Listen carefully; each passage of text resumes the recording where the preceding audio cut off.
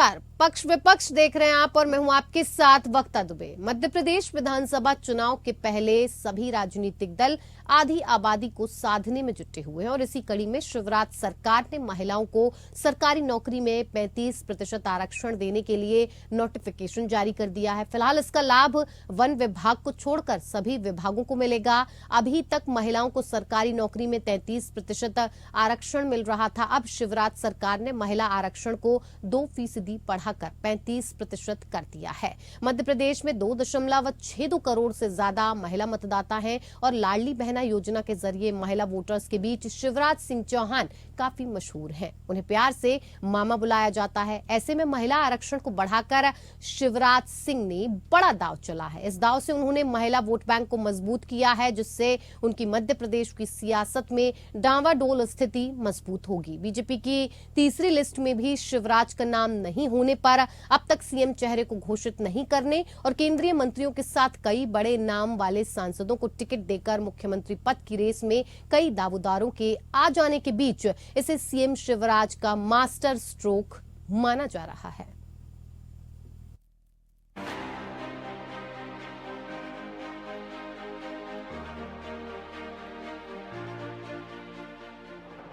मध्य प्रदेश विधानसभा में उम्मीदवारों की लिस्ट में अपने नाम की प्रतीक्षा कर रहे मुख्यमंत्री शिवराज सिंह चौहान ने चुनाव से पहले महिला आरक्षण का बड़ा दांव चला है।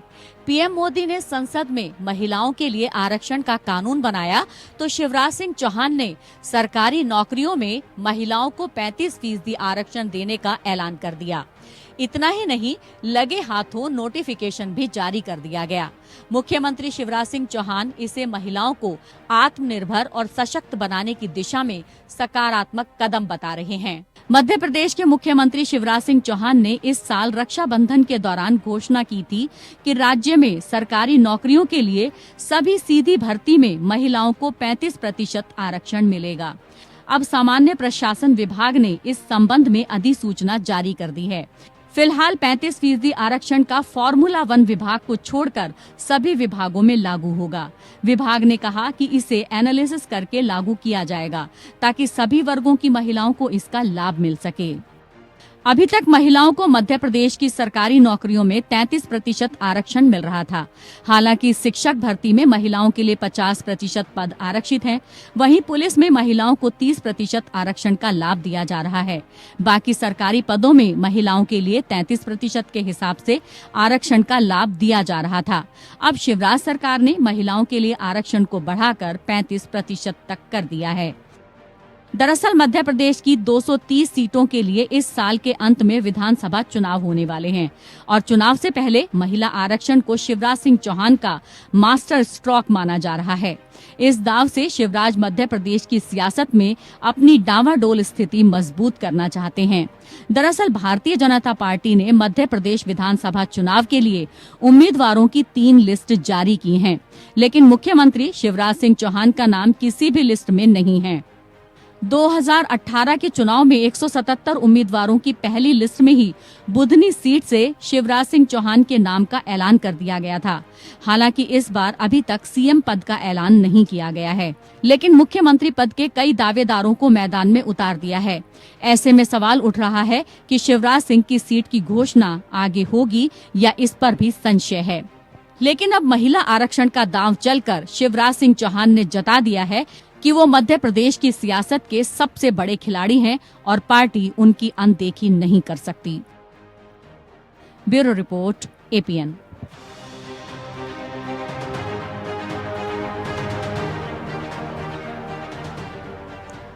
शिवराज सिंह ने मध्य प्रदेश में एक ऐसा सियासी दांव चला है जिसके बाद भारतीय जनता पार्टी भी सोच में होगी कि आखिर सीएम शिवराज का ये जो मास्टर स्ट्रोक है ये काफी खतरनाक साबित होने वाला है। साथ ही साथ मध्य प्रदेश में विधानसभा चुनाव कुछ ही वक्त में होने वाले हैं। इसे देखते हुए हर दल, चाहे वो कांग्रेस पार्टी हो, बीजेपी हो, आम आदमी पार्टी हो या फिर समाजवादी पार्टी हो, सारे के सारे अपना जो कदम है वो बढ़ा रहे हैं। मध्य प्रदेश में क्या कुछ रहेगा मध्य प्रदेश का सियासी आंकड़ा, क्या कुछ रहेगा मध्य प्रदेश को लेकर दलों का आगे का एक्शन, इसी को समझने की भी कोशिश करेंगे, जानने की कोशिश करेंगे, जिसके लिए हमारे साथ खास मेहमान जुड़ चुके हैं, जिनसे मैं आपका परिचय करवा देती हूं। अनिल गोयल, नेता बीजेपी, हमारे साथ जुड़े हैं। बहुत स्वागत है सर आपका। साथ ही साथ डॉक्टर अरुणेश यादव, नेता कांग्रेस से हमारे साथ जुड़े हैं, आपका भी बहुत स्वागत है सर। आभा गुप्ता, सामाजिक कार्यकर्ता के तौर पर हमारे साथ जुड़ी हुई हैं, आपका भी बहुत स्वागत है आभा जी। शुरुआत अनिल जी आप ही के साथ करते हैं। जिस तरह से सरकारी नौकरी में महिला आरक्षण को बढ़ाना सीएम शिवराज का मास्टर स्ट्रोक माना जाए, सबसे बड़ा सवाल यही है कि सीएम शिवराज का मास्टर स्ट्रोक माना जाए या फिर बीजेपी का मास्टर स्ट्रोक माना जाए, क्योंकि अब यहां पर संशय की जो स्थिति है वो काफी बढ़ती जा रही है कि अब शिवराज सिंह चौहान जो कह रहे हैं, क्या वो भारतीय जनता पार्टी कह रही है? वक्ता जी, सबसे बड़ी बात तो ये है कि ये मास्टर स्ट्रोक आप कह सकते हो, लेकिन भारतीय जनता पार्टी तो हमेशा महिलाओं को आगे बढ़े, महिलाओं का सम्मान हो, महिलाओं को अधिक से अधिक सक्षम बने, अपने पैरों पर खड़े हों, वो पूरे हिंदुस्तान में हम इस बात पर लगातार लगे रहे। और जहां तक भाजपा में शिवराज सिंह चौहान और भाजपा की बात है, तो भारतीय जनता यहाँ का कोई भी, चाहे प्रधानमंत्री नरेंद्र मोदी जब कोई भी काम है, वो सीधा जब भाजपा के कार्यकर्ता के रूप में, तो हमारे भाजपा का कार्यकर्ता है। अगला सीएम कौन बनेगा कौन नहीं बनेगा, ये फैसला देश की, मध्य प्रदेश की जनता करेगी, और उसके बाद में पार्टी नेतृत्व करेगा, जिसके पास भी चुनाव जो भी तय होगा। लेकिन सर इसलिए इसको सीएम के चेहरे पर नहीं, मध्य प्रदेश की सरकार ने, जो भाजपा की सरकार है, उसने ये फैसला करा है और उस फैसले का स्वागत होना चाहिए। तो सीएम, और हम महिलाएं सीएम शिवराज सिंह के इस मास्टर स्ट्रोक का आप समर्थन करते हैं? बिल्कुल 100% समर्थन करते हैं। और अब ये बात कहते हैं, हम अपनी जो कहते हैं वो करते हैं। हमने कहा कि महिलाओं को सशक्तिकरण करेंगे, महिलाओं को अधिक से अधिक मौके दिए जाएंगे, वो मौके दे रहे हैं। और इसके अलावा भी लाडली योजना के तहत भी हमने उनको जो राशि, सम्मान राशि देते हैं, उस राशि को भी बढ़ाया है। तो ये इस बात का सबूत है कि हम भारतीय जनता पार्टी महिलाओं को आगे बढ़ाने के लिए कितनी गंभीर है और कितनी गंभीरता पूर्वक वो आगे बढ़ा रही है। आपने एक बात और देखा होगा कि रजिस्ट्री में भी हम 2% की फीस छूट महिलाओं के नाम में करी है। जो भी योजना अधिकतर महिलाओं को आगे बढ़े, महिलाएं सक्षम हो, इन सब बात को ध्यान में रखते हुए हमारी सरकार जो है, चाहे मध्य प्रदेश में मोदी सरकार है, मध्य प्रदेश में हमारी शिवराज सिंह जी चौहान की सरकार है, या केंद्र में मोदी जी की सरकार है, सारी सरकारें पूरी तरीके से महिलाएं सशक्त हों, महिलाएं मजबूत हों, महिलाएं अपने पैरों पर खड़े हों, इस बात का हमारा प्रयास रहता है। बिल्कुल। अरुणेश जी, क्या लगता है आपको, जिस तरह का सियासी दांव कहा जा रहा है, इसे आप मानेंगे कि ये सियासी दांव है और भारतीय जनता पार्टी के अंदर ही अब फूट दिखाई देने लगी है? क्योंकि अब भारतीय जनता पार्टी की जो 3 लिस्ट थी वो जारी हो चुकी है, लेकिन कहीं पर भी सीएम शिवराज सिंह का नाम किसी भी सीट से सामने नहीं आया है। क्या इसके मायने निकाले जाएं? क्या लगता है आपको? क्योंकि देखिए, अनिल गोयल जी तो समर्थन कर रहे हैं कि जो भी मास्टर स्ट्रोक खेला गया है वो बीजेपी का ही है। अरुणेश जी, आपको आवाज मिल पा रही है?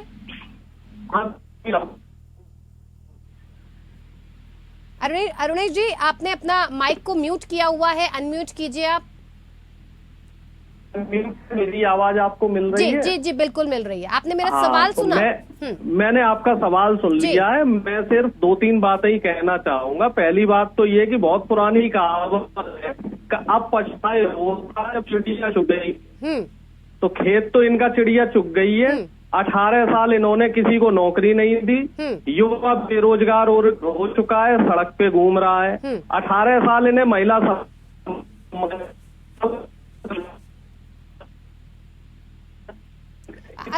महिला सम्मान ध्यान आ रहा है। और दूसरी, इसमें 30% जो आरक्षण इन्होंने पहले दे रखा था, अब उसको 35% किया है। लेकिन नौकरियां कितनी थी? अरुणेश जी, आपकी आवाज में थोड़ी दिक्कत है। आपकी आवाज को ठीक करने के लिए मैं पीसीआर से अनुरोध करूंगी। मैं आपके पास वापस लौटती हूँ। हमारे साथ आभा जी भी सामाजिक कार्यकर्ता के तौर पर जुड़ी हुई हैं। आभा जी, क्या लगता है आपको, जिस तरीके का मध्य प्रदेश में सियासत देखने को मिल रही है, ऐसे में बात तो लगातार की जा रही है कि महिलाओं को आगे बढ़ाया जाए, सशक्त किया जाए, महिलाएं विकास करें, हर पद पर अब महिलाएं नजर आए, चाहे राज्यसभा की विधानसभा सीटें हो, चाहे लोकसभा हो, हर जगह महिला दिखाई दे। लेकिन क्या लगता है आपको, वाकई में दलों की तरफ से जिस तरह का सियासी दांव चला जा रहा है, ये महिलाओं की भलाई के लिए हो रहा है या फिर सिर्फ और सिर्फ अपनी कुर्सी को बचाने के लिए हो रहा है? देखिए, दोनों चीजों के लिए है। मैं ये नहीं कहूंगी कि ये केवल इलेक्शन के लिए है, लेकिन ये नहीं है कि इलेक्शन के लिए नहीं भी है। पर अगर इलेक्शन के लिए कुछ पॉजिटिव चीज आगे कर रहे हैं तो वो भी कोई बुरी बात नहीं है। ऐसा नहीं है कि आरक्षण इसी साल किया है, जैसे कि आप भी जानते हैं कि पहले से ही आरक्षण था, बस उसकी परसेंटेज इंक्रीज की गई है। जहाँ 30% था वहाँ 35 किया गया। तो ऐसा नहीं है कि महिलाओं को पहले पीछे रखा गया और आज अचानक से इलेक्शन आ रहे हैं तो अब आगे रख रहे हैं। तो ये स्टार्टिंग से ही प्रोग्रेसिव है कि इंडिपेंडेंट बने फीमेल। तो मुझे नहीं लगता है केवल इलेक्शन के लिए है। और अगर 1% मान भी ले केवल इलेक्शन के लिए, अगर इलेक्शन के लिए कुछ अच्छा हो रहा है तो उसमें मुझे नहीं लगता कोई बुराई है। तो I think it's a good step. बिल्कुल बिल्कुल। आभा जी, अरुणेश जी, आपसे आपका जवाब जानना चाहेंगे।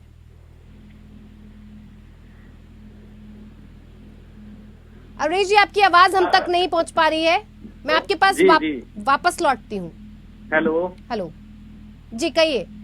जी, मैं ये कहना चाह रहा हूँ कि जो आरक्षण शिवराज सिंह जी दे रहे हैं तो क्या वो अपनी नौकरी बचा पाए हैं? मामा शिवराज जी की अपनी नौकरी बच पा रही है? महिलाओं को तो ये आरक्षण दे रहे हैं, लेकिन महिलाओं को नौकरी नहीं दे पाए, युवाओं को रोजगार नहीं दे पाए। और इतना इन्होंने 18 साल में काम किया कि ये अपनी खुद की नौकरी नहीं बचा पा रहे हैं। इनका विदाई भाषण हो चुका है। अभी भी संशय है कि ये दोबारा मुख्यमंत्री चेहरे रहेंगे इस बार की नहीं रहेंगे। और इसमें एक और जो महत्वपूर्ण सवाल निकल के आता है, वो सवाल ये है कि क्या इनका फैसला बीजेपी का फैसला है? बिल्कुल। कहीं ऐसा तो नहीं कि बीजेपी की मंशा कुछ और हो और इन्होंने गोयल कुछ और साहब बोल तो दिया समर्थन कर रहे हैं, कह रहे हैं कि उनके पार्टी के कार्यकर्ता या सीएम अगर कुछ कहते हैं तो वो उन्हें भारतीय जनता पार्टी की कही हुई बात मानते हैं। उन्होंने ऐसा कहा। आप इसे इस नजर से क्यों देख रहे हैं कि दोनों नजरिए अलग हैं? गोयल साहब की बात को मैं बढ़ा करके बोलता हूँ। उत्तर प्रदेश में योगी आदित्यनाथ जी ने कहा था 2022 के चुनाव से पहले कि उत्तर प्रदेश में 4 लाख सरकारी पद खाली हैं। जैसे ही हमारी सरकार बनेगी हम वो पद भर देंगे। अब 1.5 साल से ज्यादा का समय हो गया, यूपी में अभी तक एक भी नौकरी नहीं निकली है। हालांकि ये चर्चा का विषय नहीं है, मैं तो सिर्फ ये बता रहा हूँ कि इनके मुख्यमंत्रियों की कथनी और करनी में कितना फर्क रहता है। 5 साल से उत्तर प्रदेश में ना तो कोई पुलिस की भर्ती हुई, ना कोई शिक्षक भर्ती हुई। और अगर हम मध्य प्रदेश की बात करें तो मध्य प्रदेश में भी कमोबेश यही हाल है, लाखों पद खाली है। तो योजनाएं निकालने से कुछ नहीं होता साहब। सबसे बड़ी बात यह है कि उसका क्रियान्वयन आप किस तरीके से कर रहे हैं। आपसे सवाल करूंगी, योजनाएं निकालने से कुछ नहीं होता। अरुणेश जी, इन्होंने दे दी 11 गारंटी आपने भी दी है। मैं वापस लौटूंगी और उस पर आपसे सवाल लगातार इस बात को लेकर उठ रहा है कि ये बीजेपी का फैसला है या फिर बीजेपी इससे इतर है, ये सिर्फ सीएम शिवराज सिंह की तरफ से कहा गया है। क्योंकि देखिए, जिस तरह के हालात अब नजर आ रहे हैं, इसे सियासी दांव माना जा रहा है। शिवराज सिंह चौहान अपनी अलग कहीं ना कहीं पारी खेलते हुए नजर आ रहे हैं, क्योंकि जो एमपी की लिस्ट जारी हुई, शिवराज सिंह चौहान उसमें कहीं नहीं है। और उनके ही दर्जे के इतने बड़े बड़े कैबिनेट मंत्रियों को मैदान में उतारा गया, नरेंद्र तोमर, प्रहलाद पटेल, कैलाश विजयवर्गीय। तो कहीं ना कहीं ऐसा अब नजर आ रहा है कि भारतीय जनता पार्टी कहीं ना कहीं नहीं चाहती कि शिवराज सिंह चौहान आगे आने वाले वक्त में विधानसभा चुनाव में अगर भारतीय जनता पार्टी की वापसी होती है तो शिवराज सिंह चौहान ही सीएम बने। कारण क्या रहा? श्वेता जी, एक बात तो ये कि शिवराज सिंह चौहान हमारे मुख्यमंत्री हैं, भाजपा के मुख्यमंत्री हैं। उनका कोई भी फैसला भाजपा का फैसला है, कहीं इसमें किंतु परंतु नहीं। एक बात। दूसरी बात, उनका लिस्ट में नाम है या नहीं है, वो चुनाव लड़ेंगे या नहीं लड़ेंगे, ये चीजें जब लिस्ट आउट होगी उसके बाद में फाइनल होगा। लेकिन वो भाजपा के कार्यकर्ता हैं, भाजपा के कार्यकर्ता रहेंगे, भाजपा में काम करेंगे। इसमें कहीं से कहीं तक कोई संकोच नहीं है। अगर केंद्र सरकार, अगर संगठन भारतीय जनता पार्टी उनका जहां भी उपयोग समझेगी वहां पर उनका उपयोग करेगी। ये विषय अभी से मतलब काल्पनिक प्रश्नों का उत्तर देना बिल्कुल उचित नहीं है, लेकिन निश्चित तौर पर शिवराज सिंह चौहान हमारे भारतीय जनता पार्टी के कद्दावर नेता हैं। गारंटी दे रहा है लेकिन देखिए अनिल गोयल जी, कि वो सरकार में मैं मुख्यमंत्री आती हूँ वापस आती हूँ आपके पास अरुण जी। लेकिन अनिल गोयल जी, यहाँ पर अगर शिवराज सिंह चौहान को बायकॉट किया जाता है एज अ मुख्यमंत्री, उन्हें अगली पारी में नहीं रखा जाता है, तो आपको नहीं लगता मध्य प्रदेश में ये आपके लिए एक बड़ा झटका साबित हो सकता है? क्योंकि मध्य प्रदेश की जो राजनीति है कहीं ना कहीं ओबीसी पर आधारित है, महिलाएं 50% वहां पर हैं, और जिस तरह का शिवराज सिंह ने दांव खेला है इस पूरी राजनीति को ध्यान में रखकर खेला हुआ है, काफी मशहूर है वो मामा के नाम से, नहीं लगता आपको झटका लगेगा? श्वेता जी, ये किसने कहा कि शिवराज सिंह जी नेतृत्व चुनाव नहीं लड़ा जाएगा? हाँ। एक काल्पनिक प्रश्न है, काल्पनिक प्रश्नों का उत्तर नहीं दिया जाता। सर फिर लिस्ट में नाम क्यों नहीं है? जेन्युइन सवाल है श्वेता जी, बिल्कुल जेन्युइन सवाल है। हाँ। भाई मेरे, आपका जेन्युइन सवाल है। अभी हमारे पास सारी लिस्ट आउट तो नहीं हुई ना, अभी सीटें बाकी है ना। अरुणेश जी, मैं आपसे सवाल का अनिल गोयल जी आपका जवाब पूरा नहीं हो पाया था, आप अपना जवाब ने क्या इस वजह से मध्य प्रदेश में कहीं ना कहीं आपको एक झटका नहीं लगेगा? कम शब्दों में मुझे जवाब दीजिएगा, मेरे पास वक्त की कमी है। वक्ता जी, बिल्कुल भी झटका नहीं लगेगा। भारतीय जनता पार्टी के कार्यकर्ता के रूप में हम काम करते हैं। हमारे पास ये पद बड़ा नहीं है, हमारे पास जनता की सेवा बड़ी है, पार्टी बड़ी है, व्यक्ति सबसे लास्ट में है, इसलिए कहीं कोई फर्क नहीं पड़ेगा। दूसरा, ये मामा की नौकरी की बात जो कह रहे हैं, हम सेवा के लिए आते हैं, हम माल खाने के लिए नहीं आते हैं, हमारी किसी की नौकरी नहीं जा रही है, सबका काम सिर्फ सेवा करना है। हम सेवा कर रहे हैं, मध्य प्रदेश की जनता की सेवा कर रहे हैं, देश की जनता की सेवा कर रहे हैं। ठीक है, इसलिए कहीं से कहीं तक कोई फर्क पड़ने वाला नहीं है, और ना ही कोई नाराजगी है, हमारे कोई किसी किस्म की कोई नाराजगी नहीं है। अरुणेश जी देखिए, ये तो आप भी मानते हैं कि ओबीसी का जो, ठीक है अरुणेश जी, आप भी ये मानते हैं कि ओबीसी पर आधारित है मध्य प्रदेश की राजधानी? क्योंकि आपने तो छूटते ही बोला था कि आप आएंगे तो जातीय जनगणना करा देंगे, उसे बढ़ाकर आगे बढ़ा देंगे और प्रतिशत उसका बढ़ जाएगा। तो आपको लगता है कि ये एक झटका भारतीय जनता पार्टी के लिए और आपके लिए एक फायदेमंद सौदा साबित हो सकता है? देखिए वक्ता जी, किसी से छुपा नहीं है, इस समय बीजेपी 3 भागों में बटी हुई है, शिवराज भाजपा, महाराज भाजपा और नाराज भाजपा।